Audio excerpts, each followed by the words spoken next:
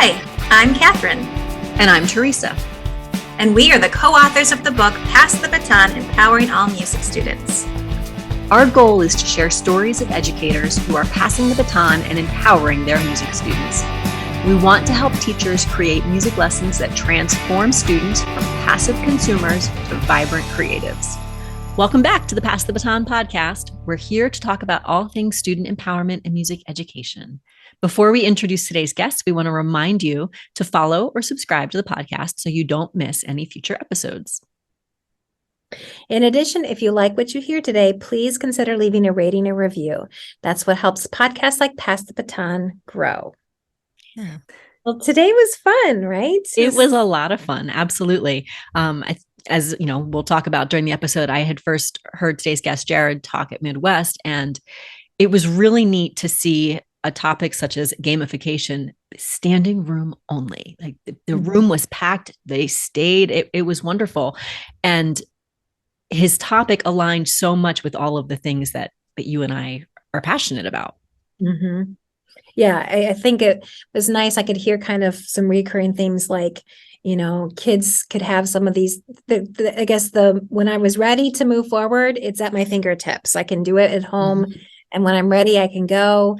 And his is intentional in what he gives out to the kids to help push them forward. So, and then he's able to see kids individually, right? Like in the sense that they can take a look at these different assessments, and then has, you know, I'm jealous, but has the staff to or another person to kind of help reinforce some concepts when needed. Which is great. Absolutely. And it's very clearly the focus is on the students and each individual student's growth. Yeah, I feel like his challenge to just listen to yourself tomorrow, and how many times do you say I or me or my or I think, and or for me it's I lead a question. Like I ask a question, but there's a very specific answer, and sometimes I'm like, Kathryn, what are you doing? You know? Yep. But Yeah. So I think all in all, this was an awesome episode. So many great things to think about, big picture, but then also really actionable steps we can take tomorrow.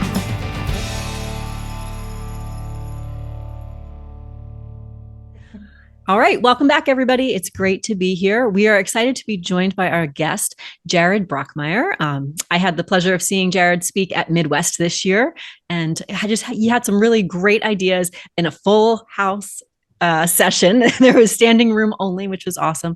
So Jared, thank you for joining us. Thanks for being here. Oh, thank you so much for having me. This is exciting. Yeah. So I guess let's start off. Can you introduce yourself? Give us a little bit about your background, what you're up to in education these days. Okay. So I am much like most of the people who are listening here, I'm sure, like indiscernibly different in most ways. Went through high school, ended up going to college, studying music education. Did go to Truman State University here in Missouri, which is unique in that it doesn't really have a useful bachelor's, and it's intended to be a 5-year master's program. So you leave with a bachelor's in music and a master's in education. And then I stuck around for another 2 years to get my master's in music with a conducting emphasis. So got out of college after 7 and cut my teeth largely teaching the Colts Drum and Bugle Corps in Iowa. So I started kind of thrown right into the fire of trying to compete at the national level, and moved from there into the high school thing for about 3 years, which I enjoyed tremendously, but then saw the middle school gig that I'm at now open up, and have been there for about 12 years, where I teach 7th grade, where I lead. I assist with the 8th, and then I start beginning trombones and horns at this point. Oh, that sounds awesome. Yeah. Oh. Well, I know today we're going to talk a little bit about gamification, but maybe we could start first off with what is gamification? Okay. So most of the stuff that I had seen on gamification, sort of when it was maybe like emergent kind of in the educational landscape, always seemed like a little bit of a turnoff to me.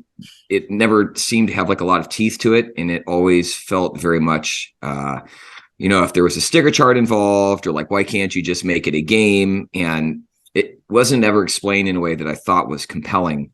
But I stumbled onto like a few resources that sort of pointed more at some of the elements of games that I think draw all of us in. So I think it's useful to think less of gamification as like necessarily turning the classroom into a game, although certainly that's a thing that you can do as well. But I think looking at the ways in which video games engage people and the ways in which they make success explicit, the ways in which they sort of kowtow to individual student or teacher agency, I think those are the more compelling points about what gamification can be in a classroom. Just curious, what kind of resources were you finding that led you to this? So I, before I had children, played a lot of games. I probably played through like 30 or 40 a year. And as part of that, I was always trying to find what else is new and like what's worth playing, because like any other medium, there are like greats that have like real things to offer. And then there's just sort of filler. And a site that I would go to regularly called Kotaku would occasionally have articles that would sort of point towards the game design aspect of things. And one of the very first articles that I read that I started to put two and two together was about how the first world of Super Mario Brothers is like largely considered, like to this day, like an absolute masterpiece in essentially teaching and education. And then I stumbled on another book, just pouring through the stuff that I do because I read a lot of weird things, but called What Video Games Have to Teach Us About Learning and Literacy. And I'd thought a lot about the way, like the forms of literacy that come in video games. Because if you have like a spouse or kids, things that are obvious to you as someone who's played games are not cues that they're necessarily familiar with. And so that idea of literacy in like a different medium, I thought was also pretty fascinating. Yeah, I love how so often we can learn things about our teaching from non-teaching resources, right? Mhm. It sounds like none of those were geared towards, well, not teachers, or definitely not music teachers. But yeah, I was gonna say like almost every interesting and creative thing that's come out, at least in my lifetime, is just a blending of like two different domains, right? So like Apple is what if technology was Zen. We just watched a documentary on Star Wars, which was what if we did science fiction based on like the theory of myth. Like it's simply taking two disparate sorts of things and putting them together in a way that maybe everyone else hasn't entertained yet, at least. yeah, that's awesome. All right, well, what's it look like in your classroom? How do you take that? So it's pervasive in a number of different ways. In the presentation, I sort of boiled it down to like the three most obvious. So that might be sort of a good plan of attack. Yeah. So in the very first way that I try to incorporate it into my classroom, I noticed early in my career, and I think it's actually worse now, how quickly people would sort of snap out of it the instant I got like 2 to 3 sentences into any form of explanation. Mm-hmm. And of course, the advent of smartphones has trained our attention spans yet shorter. So I noticed that I have to get kids information as quickly as possible, and then I get them to interact with it almost immediately, which is something that especially early games, maybe better than modern games, did immediately well, right? So like you fire up The Legend of Zelda and it tells you that you're getting a sword, and it like just throws you into the world, and essentially it's like, you better buckle up, Buttercup. And then to a certain extent, failure is the great teacher in those experiences. So my kids, at least where I teach in my room, are always under the assumption that they understand everything immediately and perfectly until I give them an opportunity to see that it maybe is less intuitive or obvious than they thought. And then we do a lot with what are called like short iteration cycles. So with every idea, the principle is to keep it as small as possible and to give opportunities for failure and success, and then to make sure that students don't move on until they've gotten through whatever that item is. Mm-hmm. So we do a lot with written counting, I think, is a super easy way to do that. You could do it with note names, but starting with the very small thing and then slowly expanding out maybe into like verbal counting aloud, which is a little easier to hide, which is a great reason to hit the written thing first, then spinning it into like short idioms or moving into sight reading. just rhythms, and then finally adding additional complexity and working into the concert music in that way, which I think is very different than like, all right, kids, let's try number 14 in the book, right? Like there's so many things that can go wrong with air and with fingers and with the new rhythm and with embouchures or with bows or the way that you're holding the violin. Like everyone's going to have some obvious parallel that they can make. But I think that oftentimes when we're teaching music, we insist on far too many variables at the same time. So it'd be one way that we do it. Okay. A second way that we try to bring it, and by all means, I just talk for hours. So at any point in time, just say like, dude, shut up. Can you please clarify? Or I have a question. We also try to make sure that everything in the room is focused on the students rather than the teacher. I talk to my kids a lot now as I sort of move through the video game thing, and I get more and more obsessed with becoming a coach. It's like my new mental fixation. Yeah. But in the teacher model, it's essentially that the teacher actually solves the problems and then gives the kids a few small things to do. And then they like look at the teacher and make sure that that they've done it right. Like tuning is the most obvious place that you see the failure of that model. As you ask them to tune, and then they like make a sound and they look for any cue in your face that it is or isn't wrong, rather than taking ownership and trying to solve it. But the idea is I've tried to eliminate the word I, or like mentioning what I would like or what I want or do this for me. So much of our language and so much of what we ask of kids is really about our agendas. And I think it's a little more obvious than we give it credit for. And I think kids pick up on very quickly when they're there as a vehicle for your greatness and your hopes and dreams. So instead, I'm banking on the idea that if I can put all of my language in terms of objectives that they may have or interests that they might be interested in meeting, that they're going to be more motivated and maybe even like bring some intrinsic to the party on some of those sorts of aspects. Yeah. And then the third big one, and this is the one that's always sort of the glitziest and has the most glamour to it because it's maybe the more different of the three. And frankly, in some ways, it may be the least salient, to be totally honest with you. We've found ways in order to try to reward student agency with like a series of different sorts of plans or blueprints or things of that nature. So I'm happy to go into those unless there's something that we've spoken about that we would like to kind of hash out a little bit more. All of the above. Yeah. So I'm going to go back to your second point for a moment, because that was where all of the light bulbs were really going off the most for me. Just everything you were saying about the agency and the language that we use. And that's kind of everything that this podcast and book and all of that is about, is how can we take the spotlight off of us and put it onto the students. And like you said, even just the little things that we say, I'd like you to play quieter here. Who cares what I want, right? Yeah. How can we center that for the students? So I think that's such an important point. And it's something that when you originally will say, oh, we're talking about incorporating games, you wouldn't think that immediately, right? But there's that connection. Yeah. And that's maybe one of the best parts about video games is they inherently don't bring any ego to the party, right? Like video games are perfect teachers in that they only work when you've grasped the concept and are able to move forward. And there's no glitz and glory waiting for the game at the end of the thing. It's just sort of a machine for your learning. And I think that's such a powerful idea. There was a teacher I had once long ago at Colts back when I was marching that would constantly use the word my, like this is my rehearsal and you're not. And I didn't ever really notice it in any of my teachers before then, but like by the end of the summer, it was such a toxic thing to hear. And I remember thinking like, I couldn't possibly care less what you want.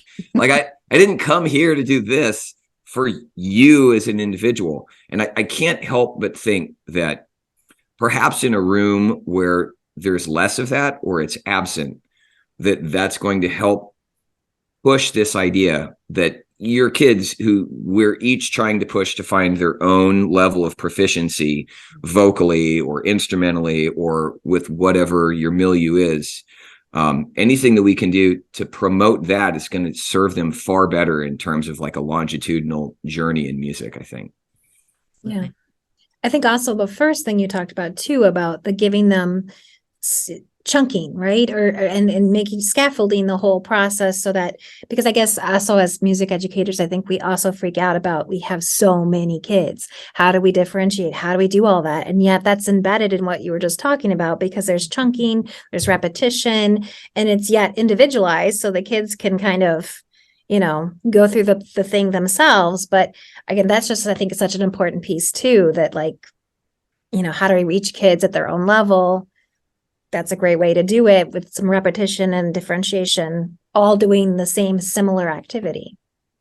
Well, and I think I know we never put pencil to paper at any point in my music education in middle school or high school. It wasn't on the table. Like it wasn't that my teachers failed me in any way, shape, or form. It just wasn't part of that landscape. Mm-hmm. But I think that kids are so brilliant at hiding deficiencies and mimicking proficiency that if we don't take the time to find what any given kid doesn't know, mm-hmm. it doesn't take long for problems with music literacy to become so debilitating that a kid gets to like month 7 and reads the writing on the wall. It's like, I don't get any of this, and it's only getting harder. And like, why would I continue doing this thing that I'm obviously terrible at? I tell all of the kids up front, like, there's only a few things you really have to have. But if you cannot read notes, if you cannot read rhythms, like, you're going to get so frustrated. That's easily the number one predictor of kids who end up dropping. So I think anything we can do to make sure that each kid is getting the opportunities for those iterations, to make sure that they grasp each concept and that it's retaught in small groups, or if you have an assistant teacher, obviously in the room, that's ideal. Not everybody's situation operates that way, but finding some system that will allow for most of the things in music that do have some component where we can individualize it in that way, in a way that's not bound by time, like performances. Mm-hmm. It's funny. One of my roles right now, I supervise student teachers, and we've been working on that concept of data collection and how do you know? And they'll say, I'm going to listen to the ensemble and I'll be able to determine how many kids really know it. No, you won't. Not unless your ears are like way better than mine, which isn't hard. Like, I certainly allow that that's very possible. Yeah, but we need something more concrete than I'm going to listen. But yes, we do that all the time, and it's important, but at the very least, you're going to have to add eyes to the mix, at least early in. So many of us keep like our heads like buried in the score. You can catch a lot of that visually. Yeah. Oh, we've been having those conversations to be a young teacher again, right? Mm-hmm. All right. So let's go back over to the third element you were talking about, because you were going to dig in a little bit deeper. Yeah. Let's hear it. So I just want to start by saying, like, I'm fairly far into this process. Oh, yeah. So I've got a number of like overlapping ideas, both at like the macro and the micro level. Mm-hmm. And I'm always cautious whenever I just discuss any of this with anybody, like over the phone or on a podcast or whatever.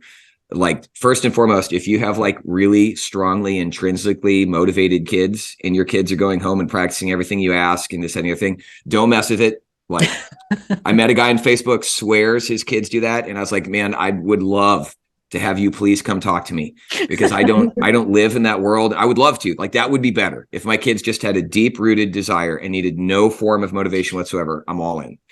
My room does not have that luxury. Mm-hmm. So the first thing that I thought about really hard was I had gotten to a point in my teaching where, I still have like a decade left. And I've been going about 15 years at this point. And I was like, I don't know how I'm going to move the ball forward appreciably. Like, I'm working to improve everything that I do, and I try to learn everything that I can. But all of the things that I'm learning at all of these conferences are moving what I'm doing forward, a couple percent, maybe 2 or 3 for like a really big tip. And like, it's not moving the needle much. So I was like, what would really move the needle, right? And the answer was if my kids did like literally anything at home, because at the time we had started with practice sheets like everybody else had, I think, for a pretty long period of time. And as the saying goes, practice sheets make liars of parents and students. That's not to say that there isn't a portion of the curve that was doing it 100%. Like I would willingly concede that point, but it was when a kid turned in a practice sheet that they had done by hand that proved they had practiced 8 days in the last week with a parent signature. I was like, this may not be working for us. Yeah. So we pitched that, and then we tried to just have more assessments that took place during class, which was, I think, better in some ways. Like human beings are hilariously bad at long-term thinking, and things like you should work on this every night so you'll do well on Friday. I mean, if we can't even get like most of the adults that we work with to put any money into retirement or to like work out once a week, like what chance does a child have of those things? So eventually we moved into this idea of what can we do to make sure that every kid's going to be taken care of, but to incentivize practice at home. And I think the base version of this was to create a grading system where if every kid just did well on the assessment at the end of every week or whatever it is you're able to do, they'd get a B in the class, right? They've got to be able to play it well. And if they're able to do that without practicing at all, like, dude, bully to you, that's fantastic. It's going to catch up with you someday, but we're probably good for now. And then I thought to myself, like, what could I do then if I'm going to make them practice at home? Like, what's that going to look like? So I thought about what like intentional practice might be. And the model that we're using presently is that to get an A in class, you will need to do well on that weekly assessment or, biweekly, whatever it turns out to be. And then I have 2 assignments due each week. We use Canvas. You could use Google Classroom. You could have them send it to you on their phone. You may not be able to incorporate this part if we're being totally honest. And it might have to be a verbal agreement, because I know that some of us are teaching all by ourselves and it's a rough go, but maybe there's something here to inspire you. So the idea is that on a Tuesday night, the first half of the thing I'm going to grade on Friday for the summative is due. Bars 1 through 4 of number 113 in the yellow book, dotted quarter note, eighth note work, right? Thursday night, the next 4 bars are due.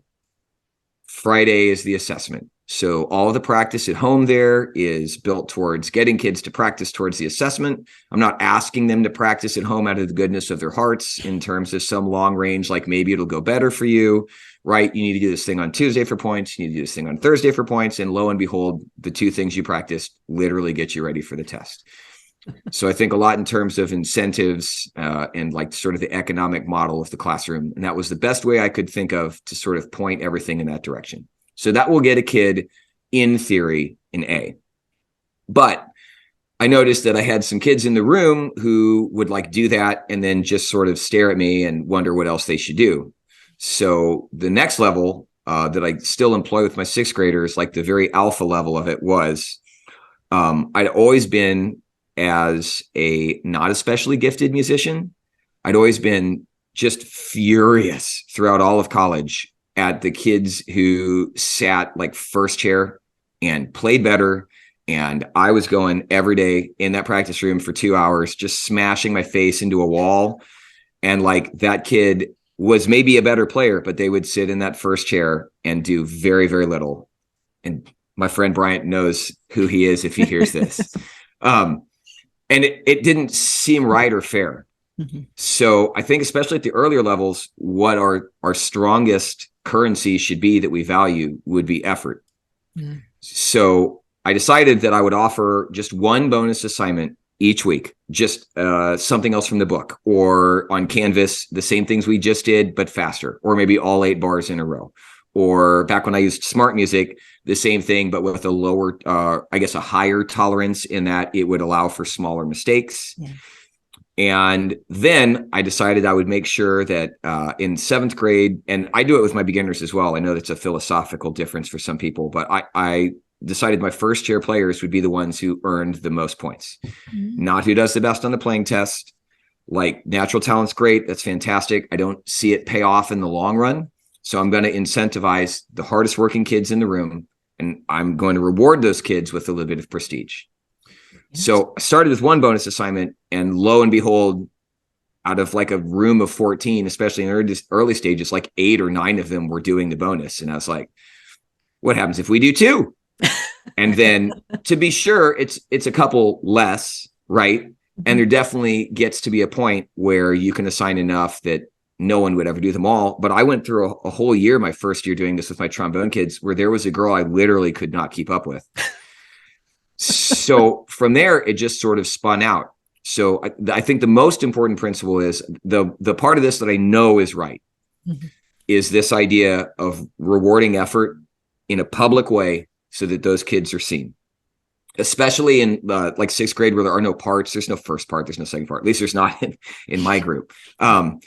Knowing that everybody looks to the right and sees those kids and knows they're the hardest worker, I think is everything. And then the dirty double-edged sword of it is the kids who are sitting towards the top figure out very quickly that if they don't stay on it and keep grinding and keep working, that the guy to their left is coming. And there's always a week or two where some kid is just done and is like tired of being 9th chair. And that weekend, now that I have some permanent bonuses living in there, some kid will just go to town and experience success and rocket forward. And everybody like looks with big eyes and that kid feels great. And then I'll tell you the opposite. I mean, sometimes the kid gets bumped down and doesn't feel good, but I also believe that can be a positive experience, right? That's a life skill to realize that you've been passed.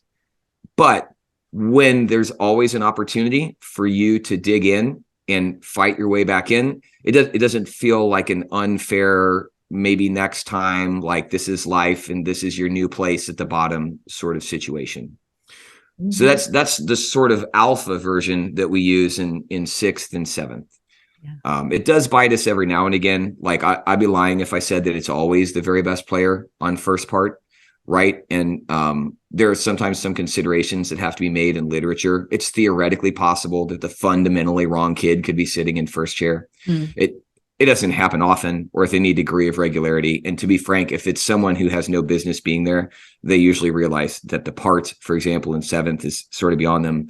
And they'll typically come afterwards and be like, hey, Mr. Brockmeyer, do you think I could just be at the top of the second? Not a problem, bro. I got you. Let's super do that. That's a good thing. But hey, let's work on this other stuff. When you feel that you're up to it, man, we'll tag you in. Like, let's go. So that's the sort of bottom level. Do we want to talk about that a little bit? And then we can move into the harder core stuff, or do we? Yeah.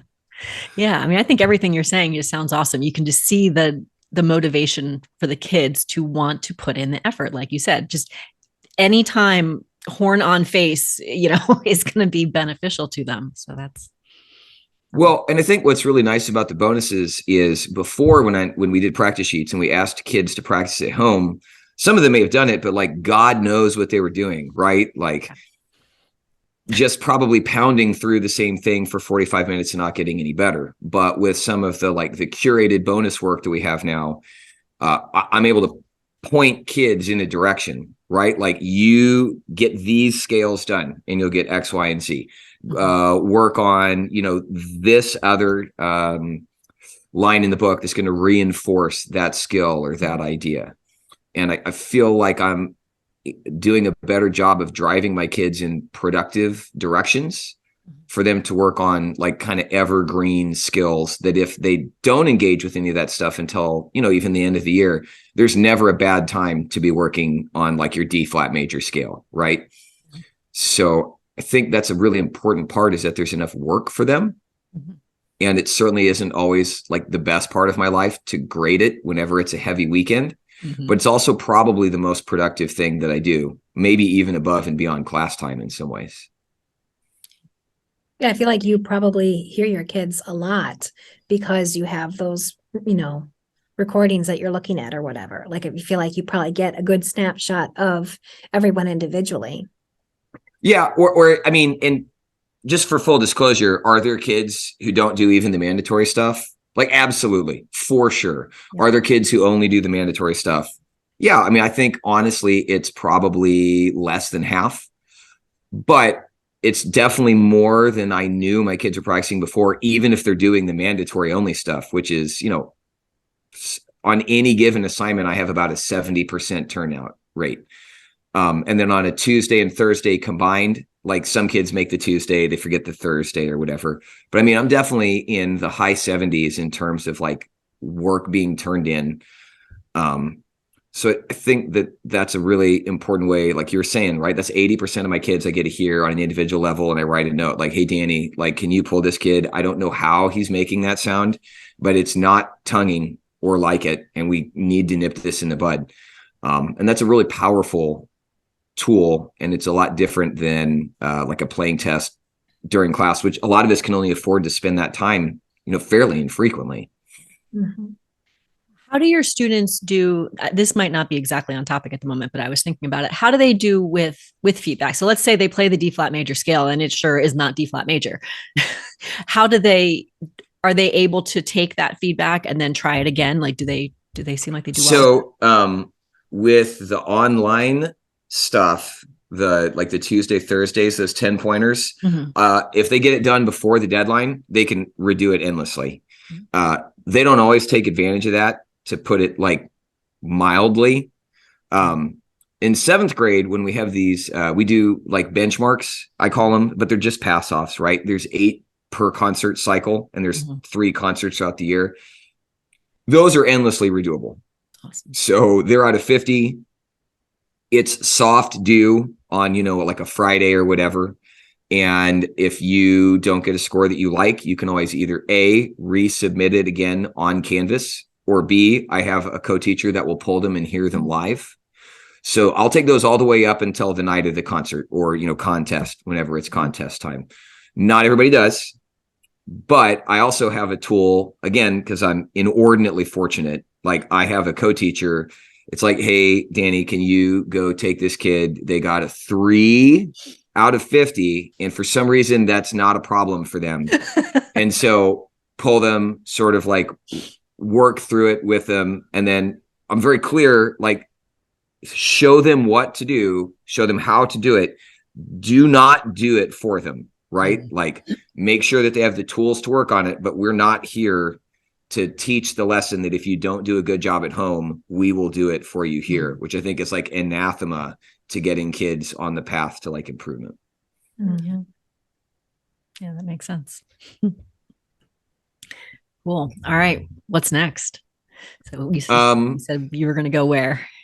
So the next evolution of that idea, without getting into the houses thing just yet, is we found, I'd give credit to my coworker, Angie Elbrecht at Midwest. She found this booth with these things called brag tags, which are these little plastic circles that were, incredibly affordable. I'd be more than happy to like throw a link at you guys somewhere and throw these guys some business, because they've been nothing shy of wonderful. We'd been thinking about ways to make these kids' successes as public as possible, right? Because I think that's a really important part of the puzzle.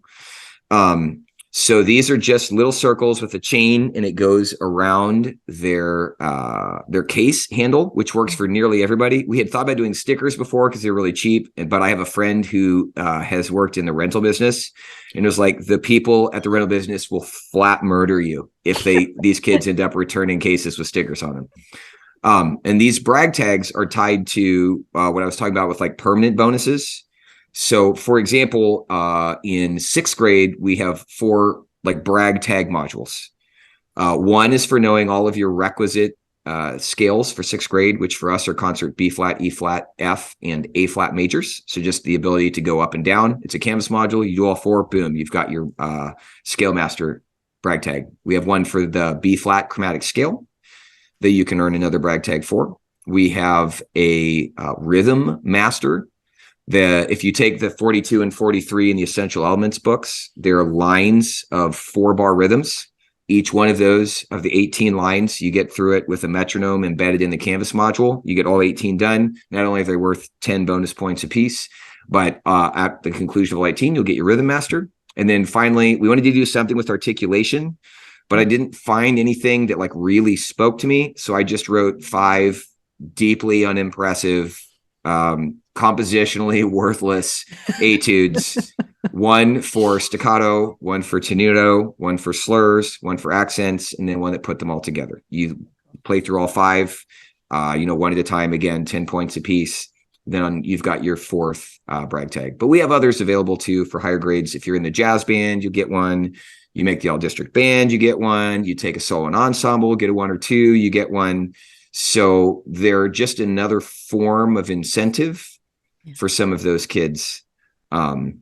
We also offer a thing called Donuts with Directors that we do. This is tied to the houses thing, but the point would stand with any form of currency you wanted to offer.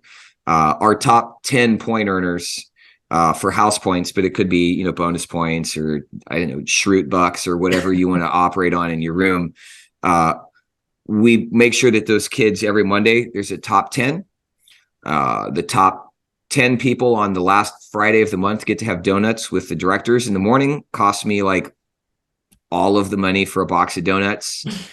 In order to keep the engine moving, the top 5 get a whopping 2 donuts. And then to just really shoot it through the roof, we give the number 1 kid a drink of their choice, which these kids are like willing to fight to the death over a thing of body armor.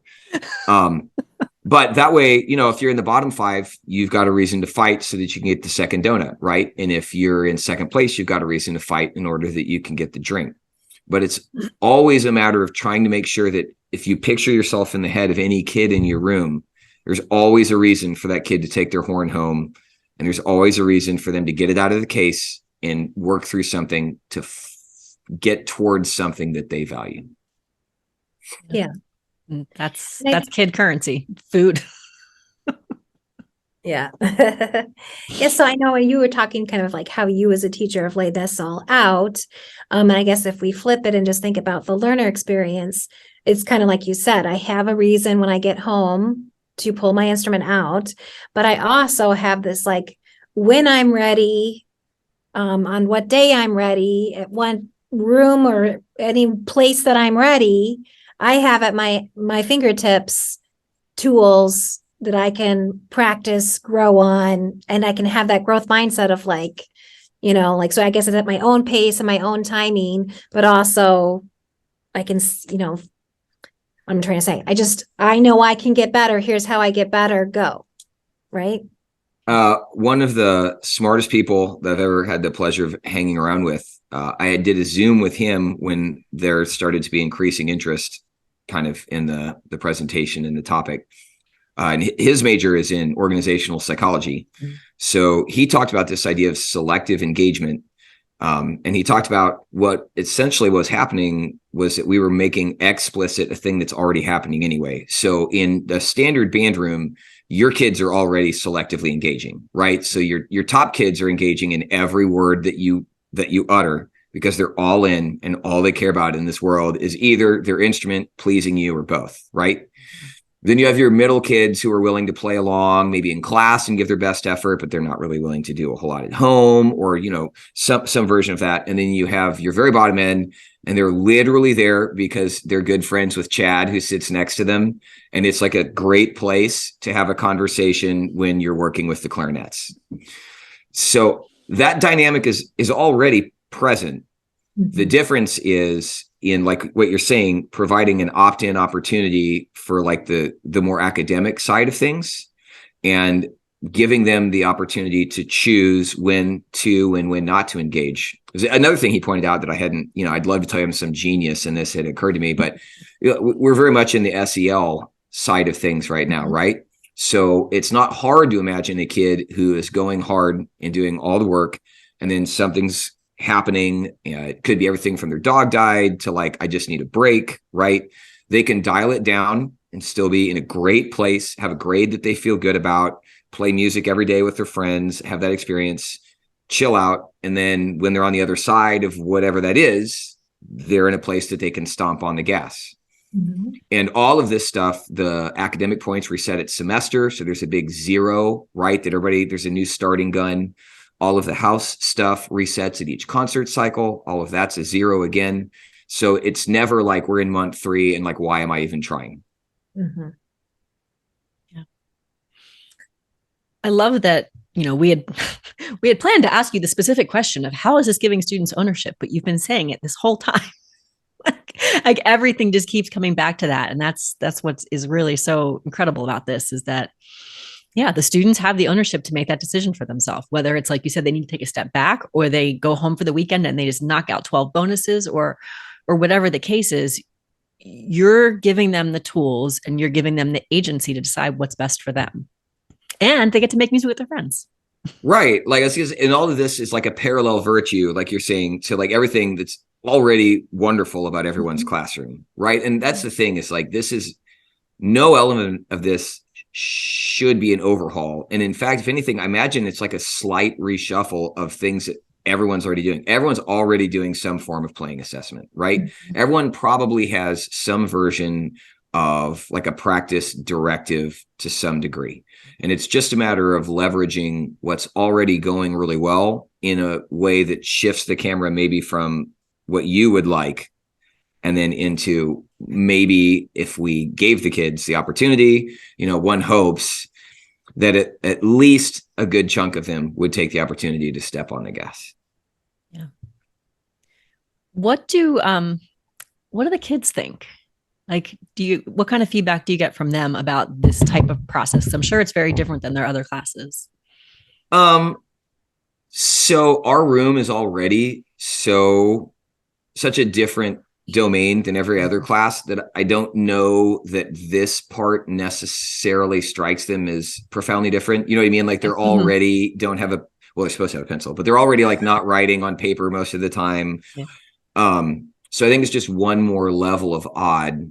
I don't get like a lot of like, Mr. Brockmeyer, I really appreciate the way that, but what I do see is every Monday when I tell them like to have a seat, but not to get comfortable, or they're already sitting with their cases in their laps. Like it's the spectrum of emotion and that predictive power that I think is maybe the best part of it. So it is the look of elation on a kid's face who like went crazy that weekend and gets to be the guy for at least a week. Yeah. It's a big deal. It's a crestfallen kid who's been top dog all year and then took 3 weeks off and allowed someone else to get up there.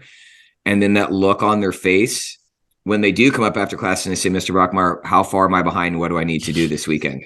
Right.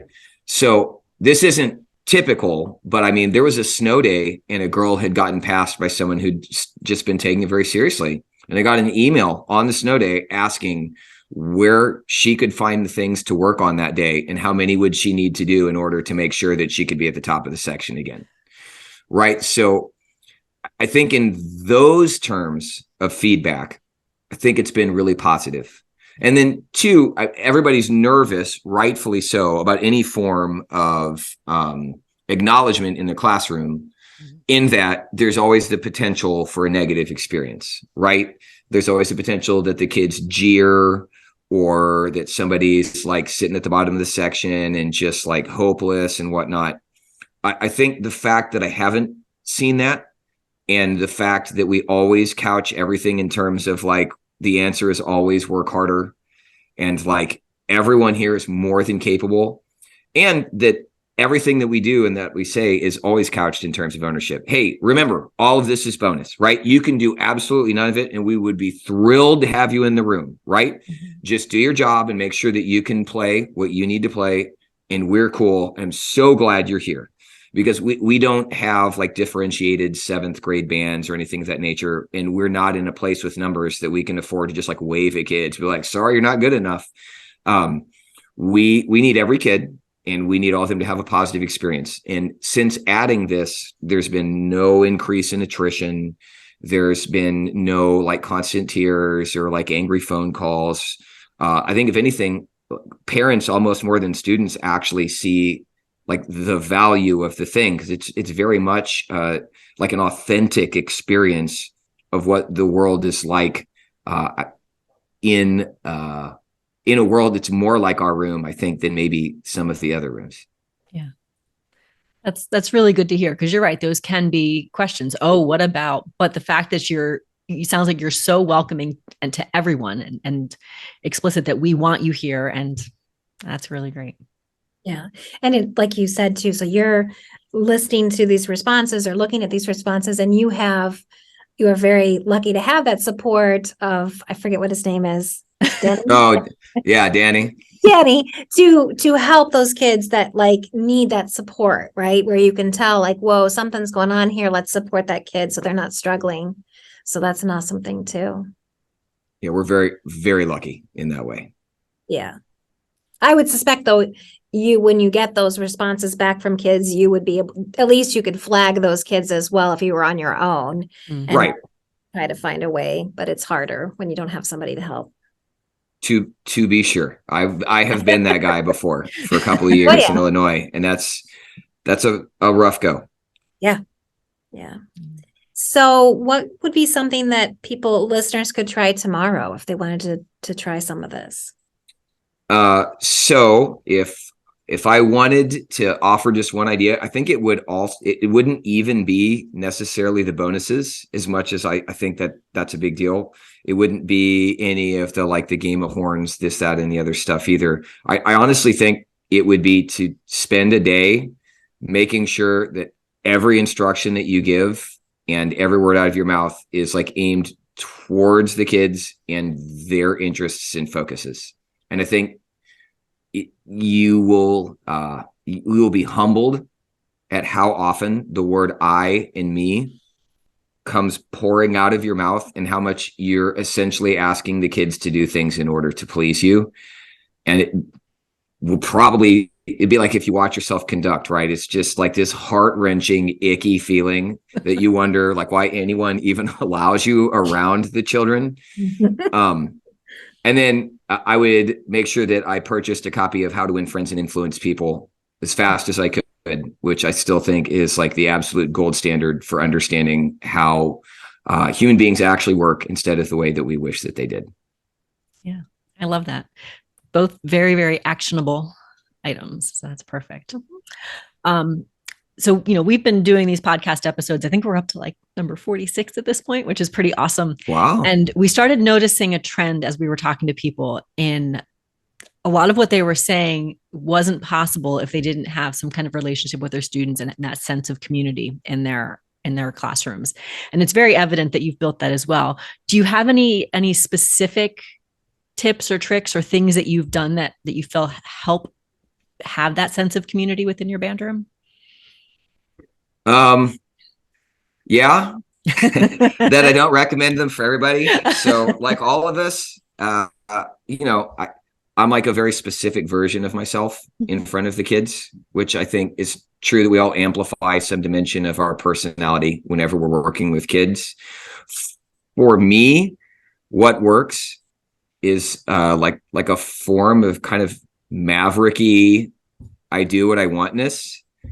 And my kids seem to find great joy in a teacher who will say the things that are just a little and who will joke with them, come up with nicknames for them, make fun of them just a little bit. There's a sort of orneriness that it appears to be deeply endearing in a way that I don't know that I would have initially anticipated, but there's a lot of humor in the room. It's working very hard, then a moment for a joke or a crack, and it's never mean-spirited, and it's always with a smirk on my face. And that seems to kind of move mountains. Yeah. I think too that there's a way to make sure that your classroom is a safe room without saying it in a way that sounds overly Pollyanna with your hands in the air and a rainbow appears, right? But I think it's about the way that you approach every interaction with the kid, right? We talk about big mistakes in my room. I don't care that you're wrong. I just need to hear it so that I can help you, right? The worst thing that you can be in this room is a coward. I want to hear every ugly, terrible thing that's happening right now, and I'm going to help you out with it. And, when a kid can't do a thing, it's always a matter of hey, that's not it yet. You need to work on this, right? But it's okay. We got a little time. If you want a little love, I'll send you, with Angie or Danny or who have you. I think that's a lot. And really the only time I ever use strong language with my kids and that I ever like furrow my brow and stand tall is at the very beginning of the year, where it's like, I want you all to know that I'm easygoing, I'm on your team, and I will go to bat for you 1,000 times out of 1,000. But I'm here to tell you right now, if someone does a thing and you say or do anything to make that person feel small, I will come down on you in a way that you cannot imagine and you may not recover from. And it's a tone of voice that I never use.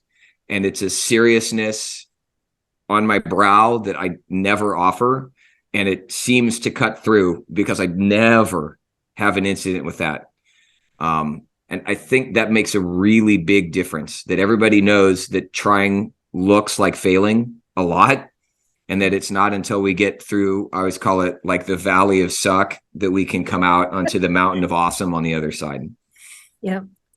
Yeah. I love Yeah. it. And it's just right. And it's just nice to normalize, like, this is the journey. There's ups and downs, and like, you know, we all have our lows till we get to our highs. Like, it's just how it is. And mistakes are okay, right? They're just feedback. So let's keep going, you know? Absolutely. Great. Yeah. And middle school, I think humor is just a prerequisite. Middle school kids are funny. I miss them. They are, man. They're weird too. Like some of the things that they come up to me. We had Carol Britton Chambers come in last week or so. I had a kid, in all sincerity, like as if he was giving her $1,000, looked at her, said, "Thank you so much for coming," and then handed her his autograph and then walked out of the room. And this is not a kid that was like pulling off some perfect deadpan. Yeah. I mean, it was as if this was a normal thing that people did to each other. And she lost it, of course, as soon as the kid was out of the room. But I mean, it's just that day in and day out. Yep. Oh, that's great. Hopefully she will always remember that. Oh, yeah. No matter how hard she tries. Exactly. Well, I was just going to say, this has been really nice to talk to you today. And I guess before we leave, how can people connect with you and learn more about your work? So I'm trying to learn how to do all of this in addition to like my actual day job and drill writing and honor bands. And like, so I do have a Facebook group that if you just look for Beyond Gamification, it'll pop up. I have not yet figured out super regular content updates, but I'm working on figuring some of that out. It's just going to take me a little while. I also have an email, which is beyondgamification@gmail.com. That's sort of the brand for now. I'm more than happy to talk with anyone about really pretty much anything. I'm working on, there's been some interest in something like a handbook, or in like what sort of spreadsheet to use for this sort of thing, or just sort of like little items that people don't want to have to waste the time to make on their own and reinvent the wheel, like a Canvas course or something like that. I don't have any of that ready yet, but I'm definitely trying to figure out how to do it in all my free time. Right. But yes, if you have any interest at all or just want to chat, those would be places that we can hang out. Perfect. We'll put links to both of those, your email and the Facebook group in the show notes. Awesome. Awesome. Thank you. Well, this has been really fun. Thank you so much for taking the time, because I know you are quite busy. So we really appreciate it. Oh, I have no doubt that you guys are also living lives where you like snatch moments of serenity between projects. So thank you so much for having me. This has been an inordinate amount of fun. Awesome. Thanks. Thank you. Thanks for joining us. Make sure to subscribe so you don't miss an episode. We'd also love for you to consider sharing this podcast with a friend and leaving a positive review. That's one of the best ways to get this message to new listeners.